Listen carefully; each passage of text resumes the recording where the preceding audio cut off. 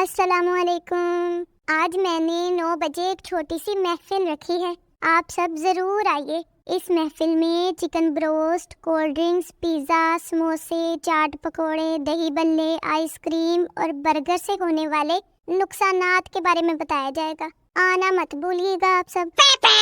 جو لوگ cold drink کو ٹھنڈی کولڈ ڈرنک، آملیٹ کو انڈے کا آملیٹ، چپس کو آلو والی چپس، سنڈے کو سنڈے والا دن، اولیو آئل کو اولیو آئل کا تیل، کارن فلور کو کارن فلور کا آٹا، ویل اور ڈولفن کو ویل مچھلی اور ڈولفن مچھلی کہتے ہیں، ان سے درخواست ہے کہ برائے مہربانی موبائل اور انٹرنیٹ کی جان چھوڑ کر کچھ پڑھائی پر توجہ دیں. ابھی بھی کچھ نہیں بگڑا.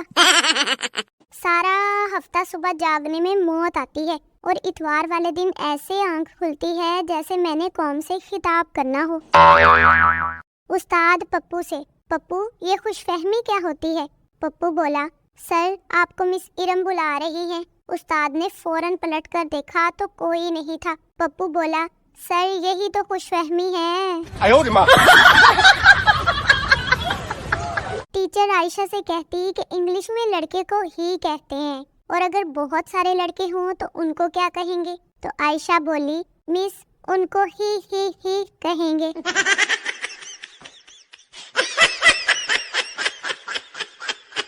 ایک آدمی روز صبح درخت کی شاخ پہ چڑھ کے بیٹھ جاتا تھا. پتہ ہے کیوں؟ بیچارہ MBA کر کے پاگل ہو گیا تھا.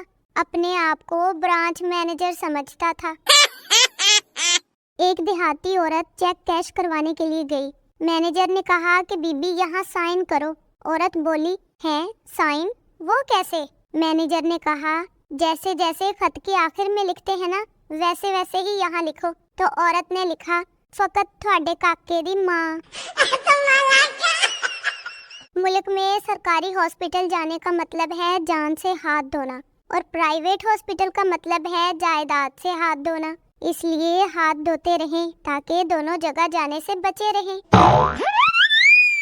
ہائے، پیار تو اسی دن ہو گیا تھا جب اسکول میں 14 اگست کی ریلی میں اس نے کہا تھا: سر، یہ ہاتھ پکڑ کر نہیں چل رہا.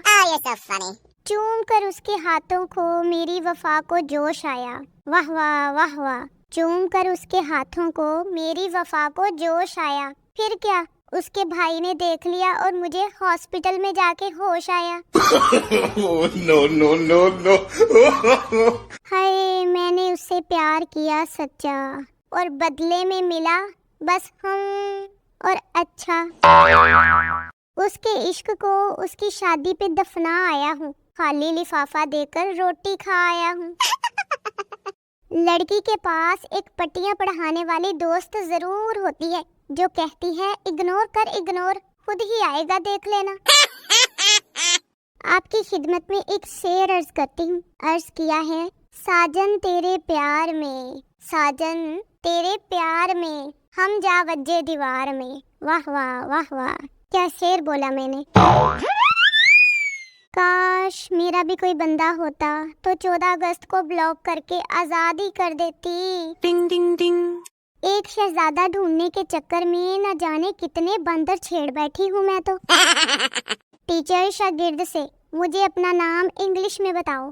شاگرد کچھ دیر سوچنے کے بعد بولا: لانگ لائف اوون. ٹیچر بولی: ہے، اس کا کیا مطلب ہے؟ تو شاگرد نے بولا کہ اس کا مطلب ہے عمر دراز بھٹی. پاگل خانے میں سب ڈانس کر رہے تھے. ایک پاگل خاموش بیٹھا تھا. ڈاکٹر نے سوچا لگتا ہے یہ پاگل ٹھیک ہو گیا ہے. ڈاکٹر نے کہا: تم خاموش کیوں بیٹھے ہو؟ تو پاگل بولا: بے وقوف، میں دلہن ہوں.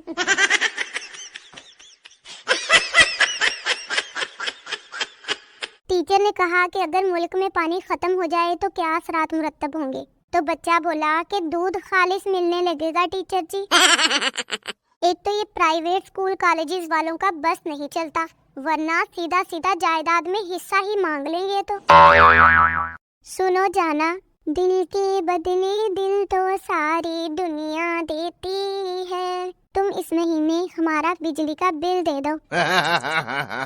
لیٹ شادی ہونے کا سب سے بڑا نقصان یہ ہے کہ جب اولاد پر روب ڈالنے کا وقت آتا ہے نا، تب ڈاکٹرز نے ویسے ہی اونچا بولنے سے منع کیا ہوتا ہے. लड़कों सुन लो, अगर गुलाब देने से मोहब्बत हो जाती ना तो माली सारे शहर का महबूब होता। एक आदमी ने चाइनीज लड़की से शादी कर ली। 1 साल बाद लड़की मर गई और वो आदमी बहुत रो रहा था। तो उसका दोस्त उसके पास आया और बोला, बस यार चाइना का माल था, इतना ही चलना था, सब्र से काम लो अब तो तुम। मैं बता रही हूँ, अगर रिश्तेदारों की कुर्बानी जायज होती ना तो कसमें सारे वड देने सी मैं कहती हूँ कि एक कान से सुने और दूसरे कान से निकाल दे। अल्लाह ताला ने 2 कान सिर्फ काला चश्मा पहनने के लिए थोड़ी दिए हैं। जो लोग मेरे चैनल के ऊपर से टाप के आगे लांग जाते हैं ना, उनको दिल के कोने कोने से I hate you. Okay bye.